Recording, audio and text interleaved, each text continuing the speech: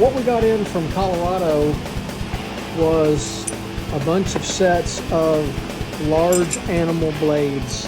So we're going to sharpen these on the big red machine, and we'll do it as a live stream, so you guys can check it out. I'll put a link to that sharpening video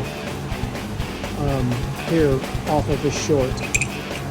So to give you an idea, when I get them out of the package, they're pretty greasy and grimy and got fur on them.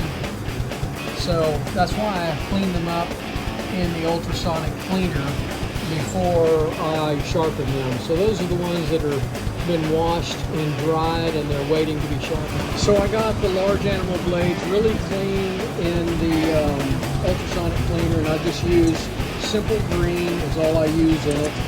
And so I've got them really clean, and now I'm going to let them dry, and then I'm going to sharpen them. All right, today I'm sharpening some Lister large animal blades, and this is just going to be a short, so make sure you look at the full-length video that is attached to this short.